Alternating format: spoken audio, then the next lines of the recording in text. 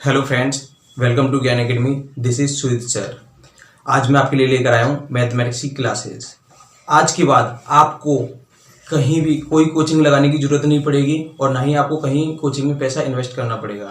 तो इसे शुरू करने से पहले आपसे एक छोटी सी रिक्वेस्ट है, यदि आप मेरे चैनल पर पहली बार आए हैं तो मेरे चैनल को सब्सक्राइब कर लीजिए और साथ ही साथ बेल आइकन को प्रेस कर लीजिए ताकि हमारी प्लेलिस्ट वीडियो आपके पास पहुंचे सबसे पहले।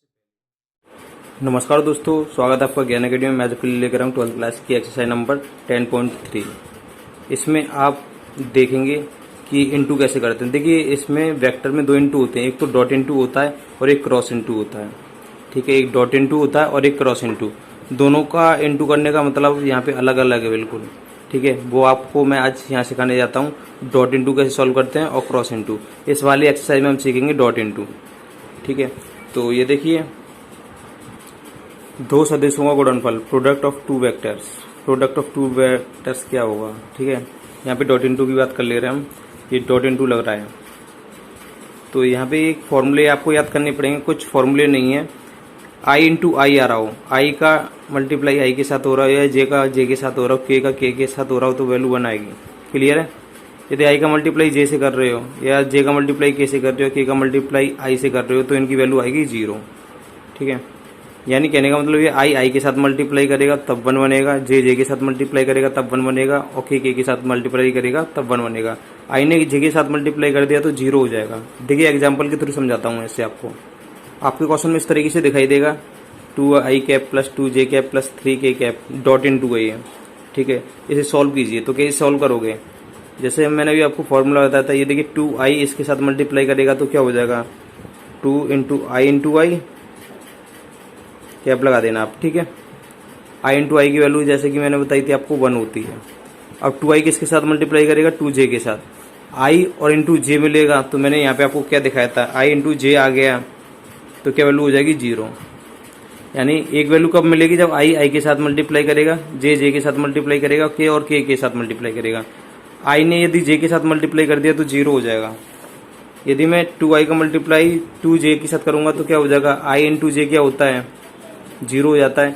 इसलिए आपको जब भी मल्टीप्लाई करना हो डॉट मल्टीप्लाई, ठीक है, डॉट मल्टीप्लाई होता है और एक क्रॉस मल्टीप्लाई होता है, तो हम डॉट मल्टीप्लाई की बात कर रहे हैं। तो आपको जब भी डॉट मल्टीप्लाई करना हो तो आई का आई के साथ करोगे, खेल खत्म यहाँ पे।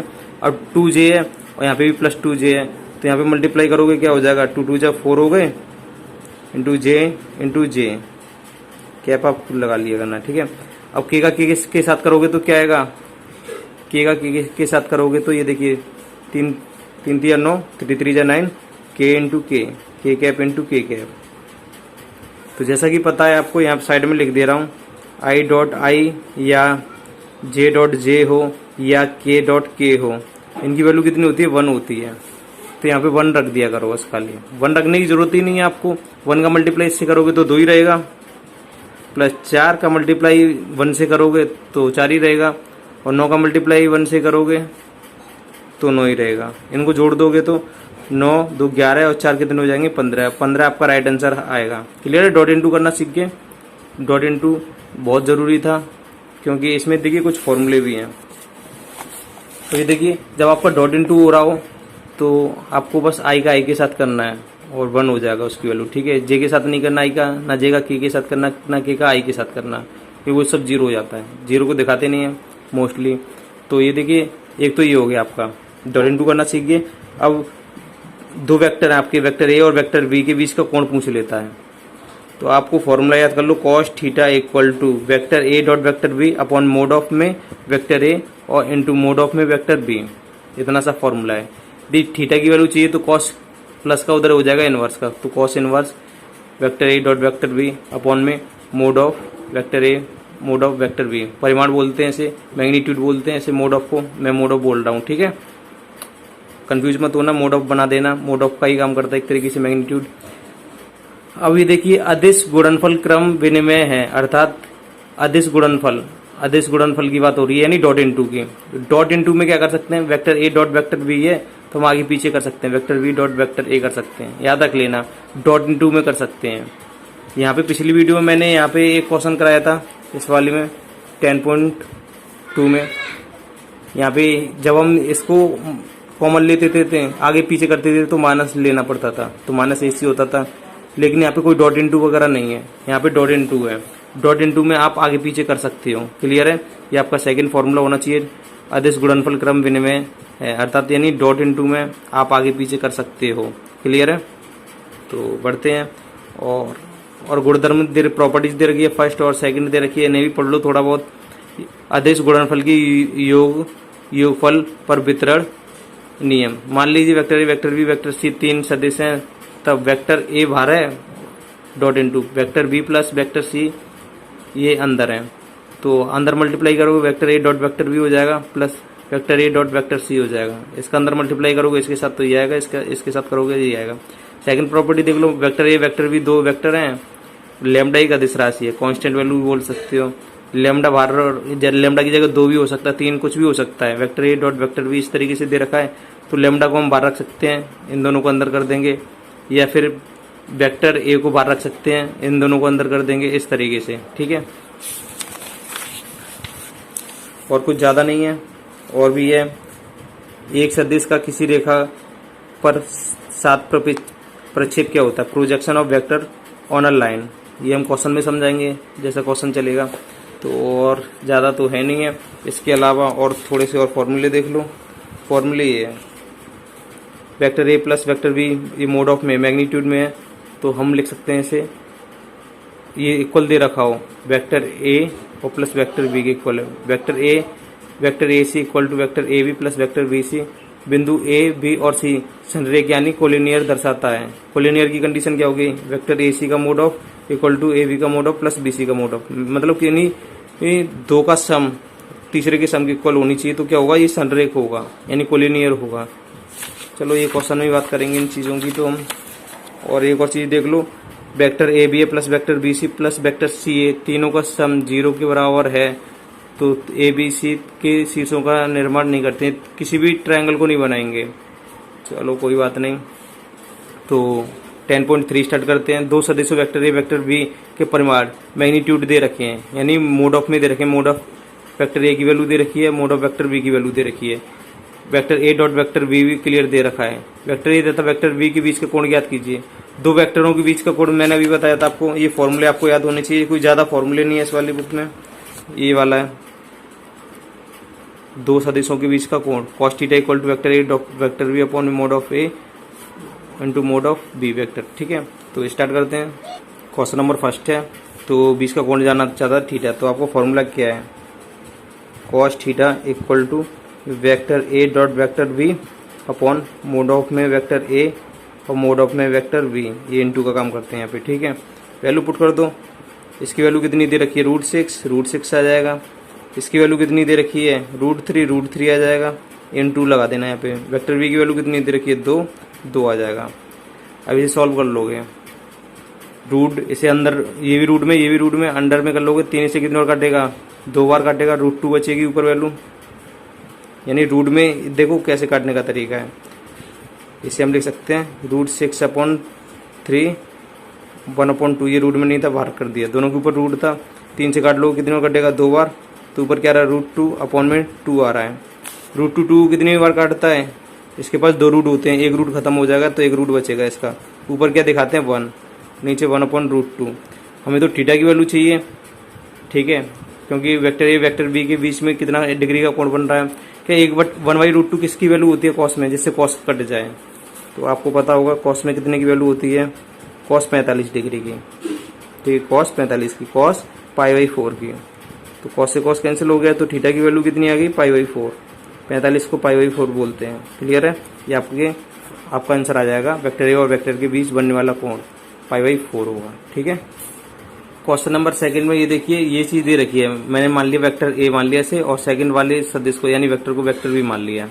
बीच का कोण जानना चाहता है, आपको क्या चाहिए? Vector A dot vector B चाहिए और इनका मोड ऑफ चाहिए।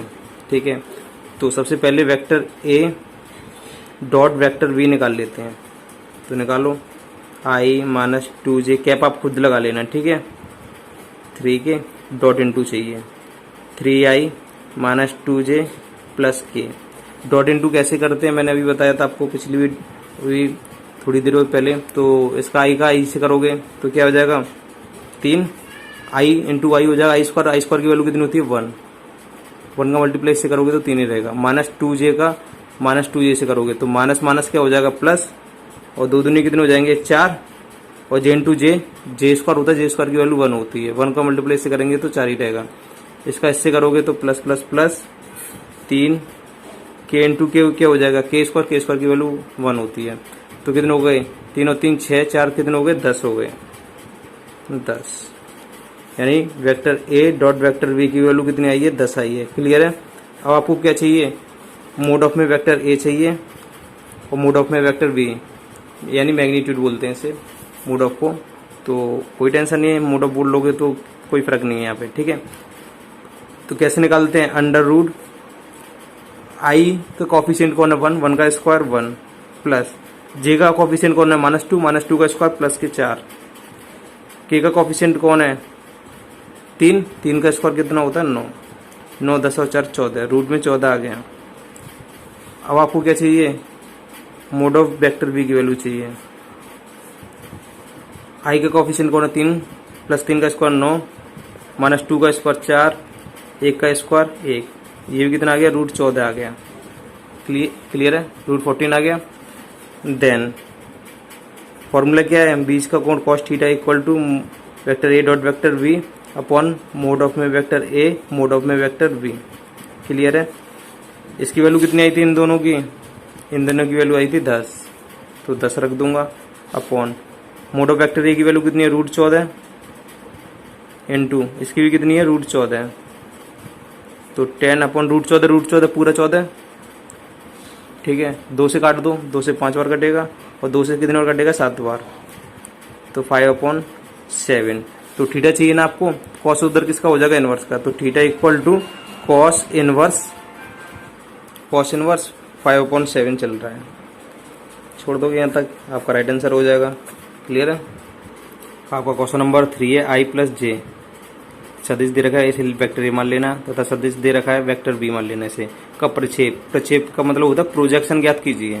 तो थीटा तो निकालना सीख गए थे, कोण कैसे निकालते हैं, बस प्रक्षेप में यानी प्रोजेक्शन में अंतर कितना होता है। इसमें क्या था, vector A dot vector B था अपॉन मोड ऑफ ए था इस वाले कोण का थीटा निकालने में, और इंटू मोड ऑफ बी था, mod of A into mod of B. इसमें क्या आ जाएगा, मोड ऑफ ए हट जाएगा प्रक्षेप में, बस मोड ऑफ बी आ जाएगा। बस इतना सा फॉर्मूला है प्रक्षेप का, यानी प्रोजेक्शन का, प्रक्षेप का इतना सा फॉर्मूला याद हो जाएगा। दोनों सेम फॉर्मूले ही हैं, प्रक्षेप यानी प्रोजेक्शन का, बस यही फॉर्मूला है। तो ये देखिए क्वेश्चन नंबर 3। तो सबसे पहले आपको क्या चाहिए, प्रक्षेप का फॉर्मूला तो मैंने बता दिया था। प्रक्षेप का फॉर्मूला क्या होता है, vector A dot vector B upon में मोड ऑफ वेक्टर बी, इतना होता है ना। आपको क्या चाहिए, vector A dot vector B चाहिए ना, और मोड ऑफ बी चाहिए। तो सबसे पहले vector A dot vector B निकालते हैं। वेक्टर ए की वैल्यू है I cap plus J cap लगा लेना आप। ठीक है, डॉट इनटू करना आपको I cap minus J cap, करो मल्टीप्लाई। आई का आई से करोगे आई स्क्वायर की वैल्यू कितनी होती है 1, आई का जे से नहीं करना, 0 हो जाएगा। अब जे का जे से करोगे प्लस माइनस जे का जे से करोगे जे स्क्वायर की वैल्यू होती है 1 -1 प्लस -1 यानी 0 हो जाएगा। अब आपको क्या चाहिए, मोड ऑफ में वेक्टर भी चाहिए ना। इसका कोफिशिएंट कौन है 1 का स्क्वायर 1 प्लस इसका कोफिशिएंट कौन है -1 का स्क्वायर प्लस 1, तो कितना आ गया √2 आ गया। देन प्रक्षेप यानी प्रोजेक्शन, आपको प्रोजेक्शन निकालना है तो फॉर्मूला आपको अप्लाई करना पड़ेगा। फॉर्मूला अप्लाई कर दिया, वैल्यू पुट कर दो। इसकी वैल्यू कितनी थी 0, इसकी वैल्यू कितनी है √2 इक्वल टू क्या हो जाएगा 0, क्योंकि √2 का डिवाइड जब 0 में लगाओगे तो 0 ही आता है। ये आपका राइट आंसर होगा। आपका प्रोजेक्शन है प्रक्षेप निकला है 0। ठीक है, क्वेश्चन नंबर 4 में ये देखिए, इसे मान लिया वेक्टर ए और इसे मान लिया वेक्टर बी, प्रक्षेप जानना चाहता है। ये तो दे रखा था, ये देखिए क्वेश्चन नंबर 4 में दे रखा है। तो क्वेश्चन नंबर 4 है, इसमें वेक्टर ए मान ले रहा हूँ, इसे वेक्टर बी मान ले रहा हूँ। प्रक्षेप जानना चाहता, प्रक्षेप को जैसी प्रक्षेप यानी प्रोजेक्शन का जैसी पूछे तो माइंड में फॉर्मूला आना चाहिए। क्या किसकी जरूरत होती है आपको, vector A dot vector B की। वेक्टर ए की वैल्यू कितनी है आई plus 3j plus 7k, cap आप खुद लगा लेना, डॉट इनटू वेक्टर बी की वैल्यू कितनी है 7i माइनस जे प्लस की 8k, मल्टीप्लाई कर दो डायरेक्ट। आई का 7i से करोगे तो 7i² हो जाएगा, i² को दिखाते नहीं है, प्लस माइनस माइनस 3 एकम 3, j² हो जाएगा, j² को दिखाओ मत, प्लस प्लस प्लस हो गया, 8 सत्ते कितने होते हैं 56, k इंटू के k² हो गया। अब ये देखिए 7 में से 3 घटाओगे तो कितने बचेंगे 4, 7 में से 3 घटाओगे 4, 56 और 4 कितने होते हैं 60, आपकी 60 वैल्यू आ गई। ठीक है, प्रक्षेप के लिए vector mod of vector v चाहिए ना आपको, निकाल लो। अंडर रूट कैसे निकालते हैं, ये रहा, इसका स्क्वायर कितना हो जाएगा 49 प्लस माइनस 1 का स्क्वायर प्लस 1 हो जाएगा, 8 का स्क्वायर कितना हो जाएगा 64, कितने हो गए 49 और 1 50, 50 और 60, 50 और 60 110 और 114 हो गए, अंडर रूट में 114। क्लियर है। देन प्रक्षेप, प्रोजेक्शन, प्रोजेक्शन क्या होगा, डायरेक्ट कर दूं, फॉर्मूला आप अप्लाई कर दोगे, चलो लिख दे रहा हूं। इसकी वैल्यू कितनी थी 60 अपॉन रूट में 114, 114 की फैक्टर कर लो, जो निकल जाए बाहर निकाल लेना, नहीं निकले तो कोई टेंशन नहीं है। 114 की फैक्टर करी मैंने, 2 से काटा 57 बार, 3 से काटा 19 बार 19, कोई जोड़ा नहीं बनना ना, तो कोई बाहर नहीं निकलेगा। जब कोई बाहर नहीं निकल रहा तो आपका राइट आंसर यही हो जाएगा, प्रोजेक्शन कितना आ जाएगा इतना ही आ जाएगा, ये आपका राइट आंसर होगा। ठीक है। क्वेश्चन नंबर 5 है, सो दैट दर्शाइए कि दिए हुए निम्नलिखित 3 सदिशों, 3 वेक्टर दे रखे हैं, वेक्टर ए मान लेना, इसे वेक्टर बी मान लेना, वेक्टर सी में से प्रत्येक मात्रक सदिश है, प्रत्येक मात्रक सदिश है, और यह भी दर्शाइए कि ये सदिश परस्पर एक दूसरे के लंबवत हैं। लंबवत पे कंडीशन क्या बनती है, ये देखिए vector A dot vector B की वैल्यू 0 होनी चाहिए, लंबवत की कंडीशन, ये लंबवत की है। Vector B dot vector C की वैल्यू कितनी होनी चाहिए 0, vector C dot vector A की वैल्यू कितनी होनी चाहिए 0 होनी चाहिए, ये लंबवत की कंडीशन है। लंबवत की बोल रहा, यह भी दर्शाइए कि सदिश परस्पर माने एक दूसरे से लंबवत है, तो 0 होना चाहिए, डॉट इनटू करना है, यहाँ पे तो कोई टेंशन नहीं है। प्रत्येक मात्रक सदिश है, तो 3 सदिशों में से प्रत्येक मात्रक सदिश जब ही होगा जब मोड ऑफ वेक्टर ए की वैल्यू 1 आए, यानी सभी की वैल्यू एक जैसी आ जाए, वेक्टर बी की वैल्यू भी 1 आए, वेक्टर सी की वैल्यू भी मोड ऑफ की 1 आए, तो प्रत्येक मात्रक कैसा है सदिश है, तो एक वैल्यू आनी चाहिए, यानी तीनों की वैल्यू एक जैसी होनी चाहिए। तो ये देखिए क्वेश्चन नंबर 5 है, तो मोड ऑफ निकालना है इनका, 7 के अंदर मल्टीप्लाई कर दिया जाए, कर दो, 2i अपॉन 7 हो जाएगा, प्लस 3j अपॉन 7 हो जाएगा, प्लस 6k अपॉन 7 हो जाएगा। यहाँ पे करोगे तो 3i upon 7 minus 6j upon 7 plus 2k upon 7, यहाँ पे करोगे तो 6i upon 7 plus 2j upon 7 minus 3k upon 7। Clear है।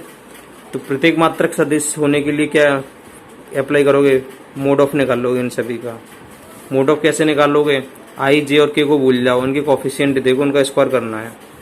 2/7 का स्क्वायर कितना हो जाएगा 4/49, 2 का स्क्वायर 4 और 7 का स्क्वायर 49, 3/7 का क्या हो जाएगा 9/49, 6/7 का क्या हो जाएगा 36/49। एलसीएम सेम होता है ना, तो क्या करते हैं, एलसीएम सेम होता है तो सभी को जोड़ देते हैं। ठीक है, 36 और 4 40 और 9 49, कितनी बार कटा एक बार, और एक का रूट कितना होता है 1 यूनिट आ गया। यूनिट वेक्टर जानना चाहता है, यूनिट वेक्टर ये 1। ठीक है, चलो ये प्रूफ हो गया। वेक्टर बी को भी चेक कर लेते हैं, vector B equal to under root, vector B ये रहा, 3 का स्क्वायर 9/49 माइनस 6/7 का माइनस माइनस क्या हो जाता है प्लस, 6 का स्क्वायर 36/49 प्लस 2/7 का 2 का स्क्वायर 4/49, 36 से 40 और 9 49 हो रहे हैं, 49 बट्टे में 49 है, कितने बार कटा एक बार, एक का कितना होता है 1। ये भी यूनिट वेक्टर है। यूनिट वेक्टर का मतलब इसकी मोड ऑफ की वैल्यू एक ही यूनिट आनी चाहिए।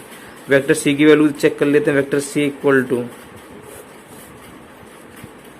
तो 6 का स्क्वायर 36/7 का स्क्वायर कितना हो जाएगा 49 प्लस कितना हो जाएगा 2 का 4, 7 का 49 प्लस माइनस 3 का स्क्वायर कितना होगा प्लस 3 का स्क्वायर कितना हो जाएगा 9 बट्टे 7 का स्क्वायर कितना हो जाएगा 49, 36 40 और 9 49, वही 49 बट्टे 49 बैठ रहा है। तो यूनिट वेक्टर है कि नहीं, यहाँ पे लिख देना। अतः vector A vector B vector C एक यूनिट वेक्टर हैं, एक मात्रक सदिश हैं या यूनिट वेक्टर हैं, कुछ भी लिख देना, यूनिट वेक्टर हैं या मात्रक सदिश लिख देना, कोई टेंशन नहीं, ठीक है। अब उसमें एक चीज़ और पूछी गई है आपसे, परस्पर एक दूसरे के लंबवत हैं, लंबवत होने पर, ये लंबवत होने पर, परपेंडिकुलर होने पर,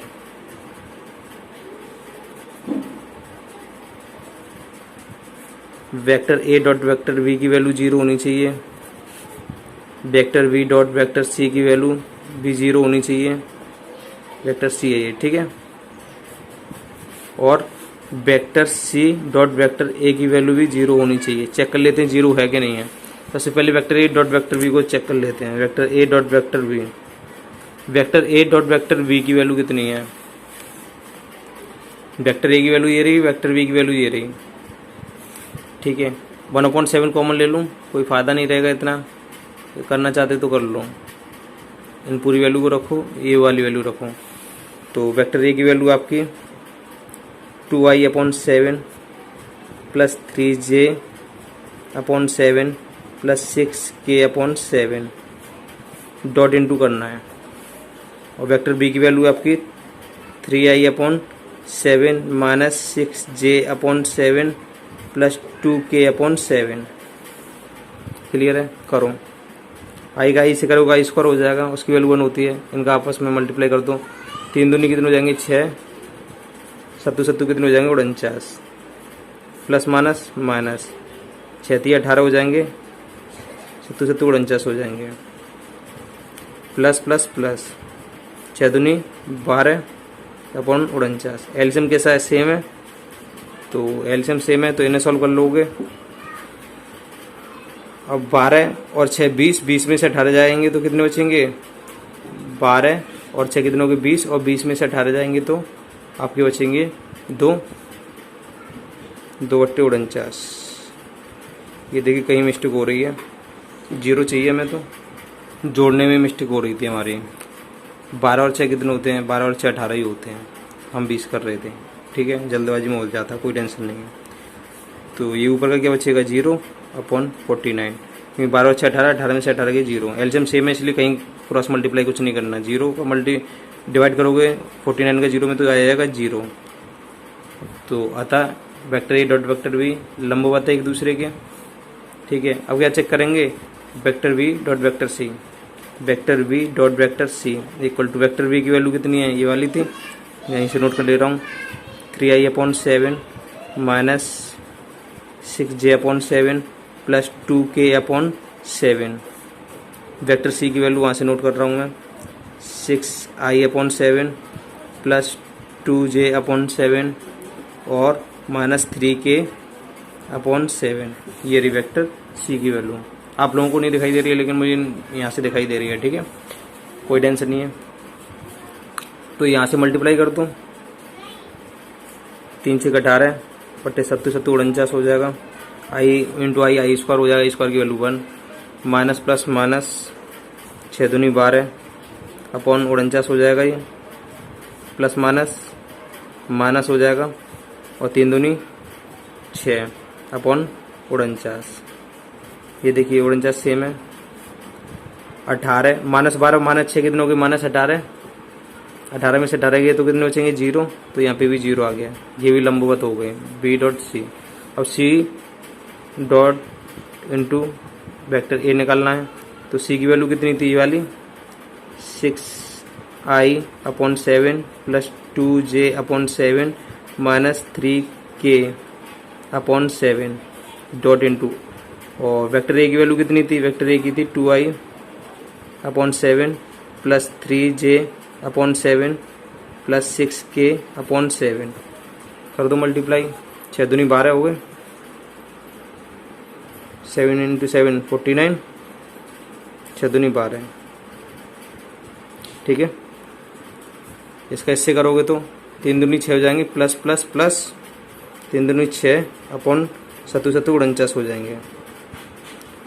माइनस प्लस माइनस 3 6 18 सत्तू सत्तू 49, 12 6 18, 18 में से 18 गए तो 0, 0 × 49 तो 0 आ गया। मतलब vector A vector B vector C परस्पर लंबवत हैं, लिख देना। परस्पर यानी परपेंडिकुलर है। Vector A vector B vector C परस्पर लंबवत हैं।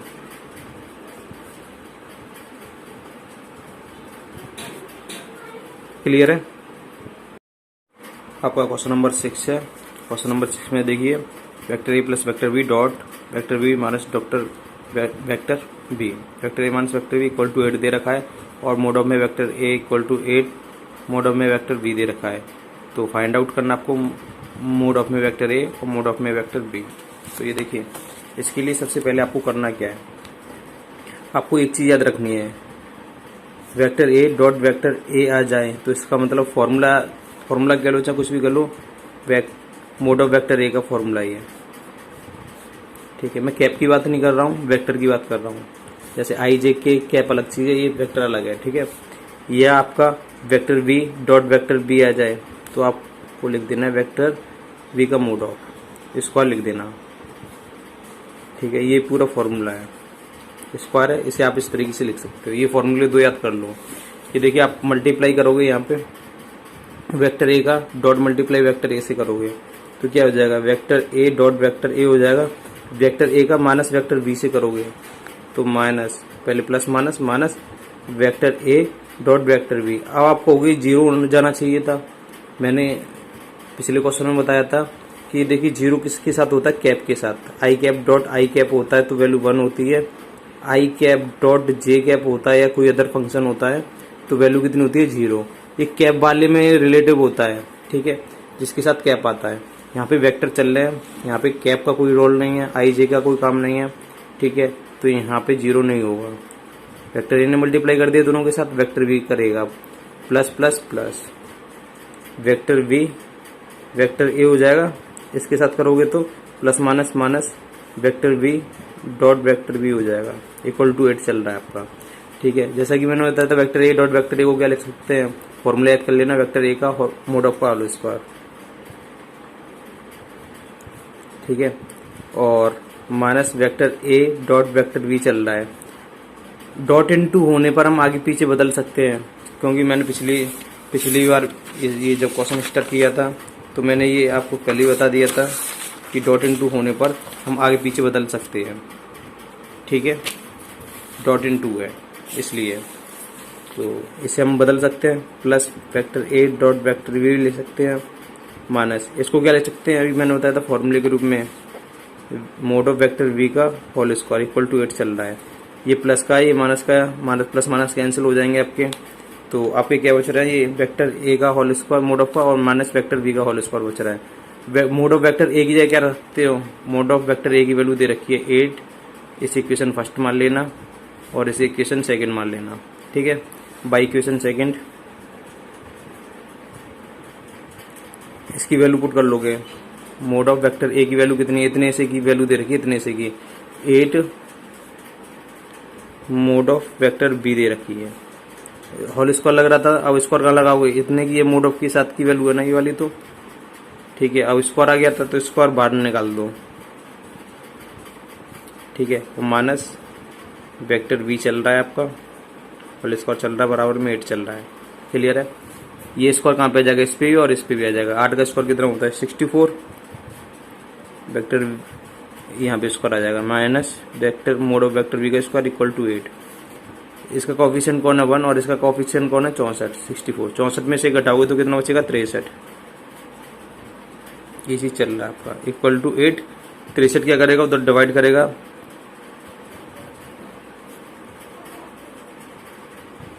ठीक है।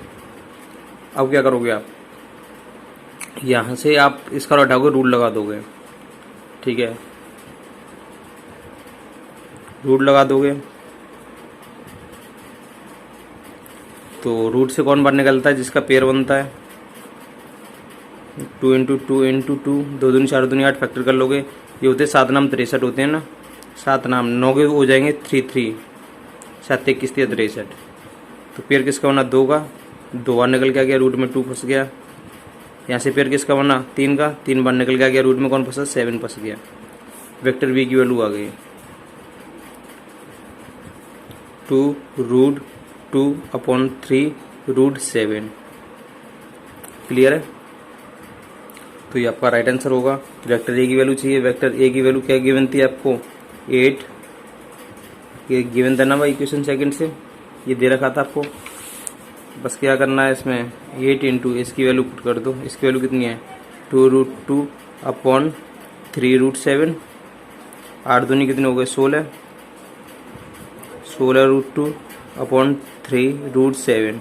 वेक्टर ए की वैल्यू आ गई और वेक्टर बी की आ गई। ये आपके राइट आंसर होंगे। ठीक है, आपका क्वेश्चन नंबर 7 है, इसका मान जानना चाहता है।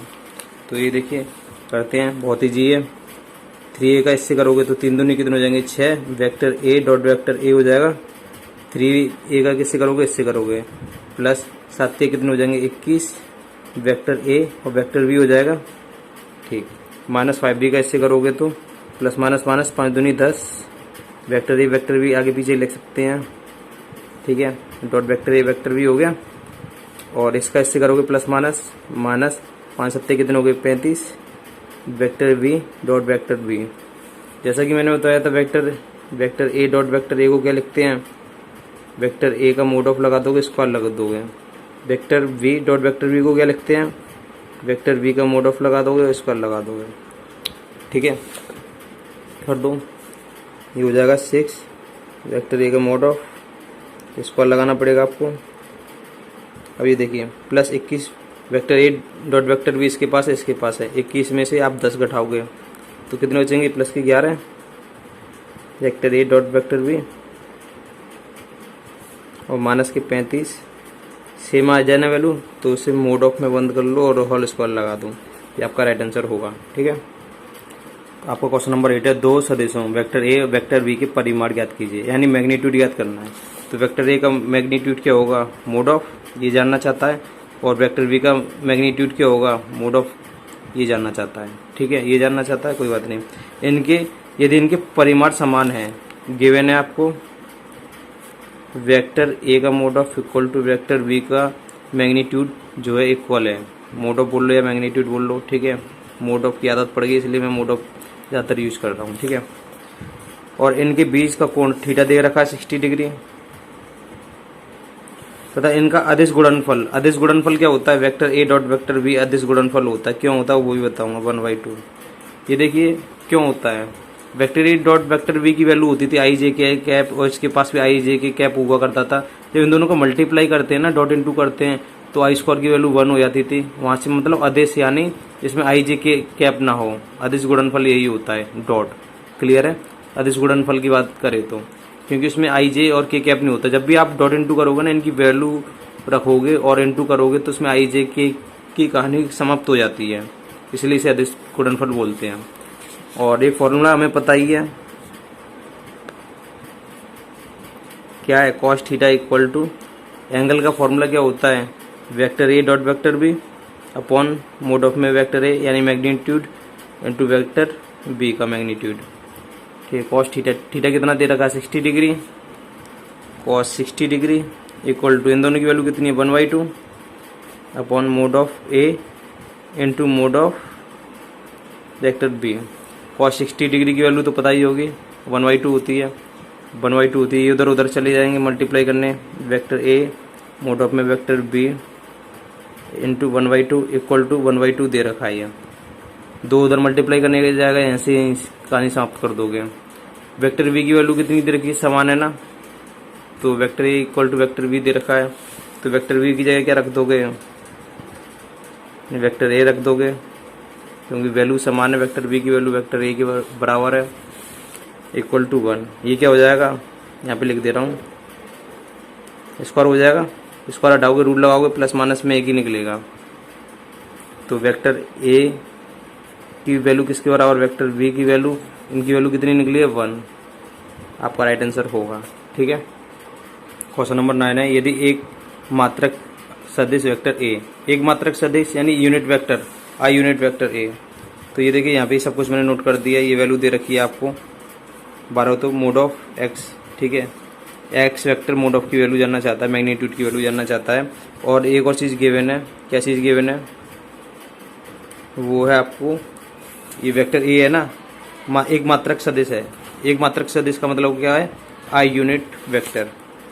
आई यूनिट वेक्टर यानी वेक्टर ए मोड ऑफ का यानी वेक्टर ए की वैल्यू कितनी दे रखी है, 1, याद रख लेना, क्योंकि आई यूनिट वेक्टर है। आई यूनिट वेक्टर का मतलब एक यूनिट होता है। क्लियर है? तो सॉल्व करते हैं इसे। एक बार घट रहा है, एक बार जोड़ रहा है, फॉर्मूला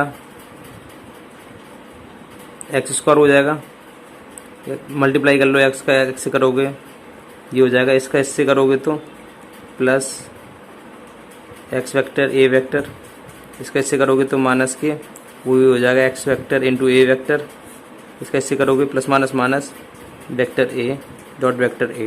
बराबर में 12 चल रहा है। मैंने क्या कहा था, जो इक्वल एक जैसी वैल्यू आया करें तो उन्हें मोड ऑफ में बंद करके स्क्वायर रखा करो। ये तो गया काम से, और ये बचा है माइनस के मोड ऑफ एक यूनिट वेक्टर है गिवन है। यूनिट वेक्टर का मतलब क्या होता है, उसकी वैल्यू 1 होना। 1 रखूंगा, 1 का स्क्वायर 1 ही रहेगा। मोड ऑफ में जो हो चाहे किसी में हो तो 1 ही रख दो, इक्वल टू 12 माइनस इसका 1 है, उधर इसका हो जाएगा प्लस का। एक्स वेक्टर मोड ऑफ में चल रहा बराबर कितना हो जाएगा 13। स्क्वायर हटाऊंगा तो क्या लगा दूंगा, रूट लगा दूंगा। इसी की वैल्यू जानना चाहता था आपसे, जो आप निकाल चुके हो। अब इंतजार करेंगे पार्ट सेकंड में। पार्ट सेकंड में क्वेश्चन नंबर 10 से स्टार्ट करूंगा मैं। यदि वीडियो अच्छी लगे तो लाइक तो जरूर कर दिया करो, इतनी मेहनत के बावजूद भी, ठीक है। और अपने फ्रेंड्स को शेयर कर लिया करो। चलो चलते हैं फिर।